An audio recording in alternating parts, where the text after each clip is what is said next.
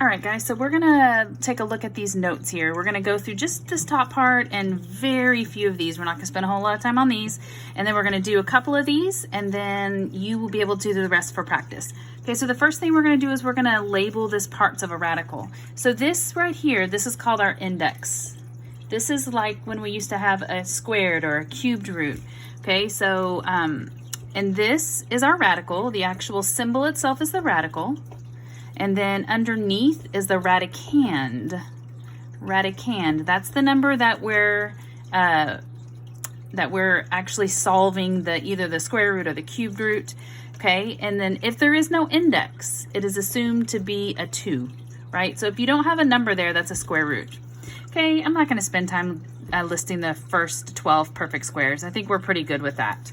Okay, and so if we go down, you have some perfect squares here. Then if we jump down here, I want to talk about this number in front. So if I do the square root of 4 first, this would be 18 times 2. So this is going to be equal 36. So you square root the 4 and then you multiply the 18 and the 2 together. So the square root of 256 is 16. Then I'll multiply 3 times that and I will get an answer of 48. Same thing here, square root of 121 is 11 times negative 5 is going to be negative 55.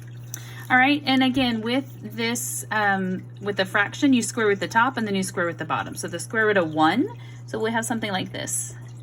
If it was split up, that would be 1/4. Square root of 1 is 1 and square root of 16 is 4. All right, so if we keep jumping down, so these here are not perfect squares. Whereas up here, we were dealing with all perfect squares, okay? Except for 44, I don't think that's a perfect square. Okay, but your 81 and your 64 are perfect squares. Okay, so the first thing we're gonna do is we're gonna break down this 24 into the largest perfect square that the radicand, that right there, is visible by. Okay, so square root of 24. So if I do 24, it's divisible by 8 and 3, which none of those are perfect squares. 4 and 6, okay, our 4 is a perfect square. So if we do square root of 4 and we split it out times the square root of 6, that would be 2 square root of 6.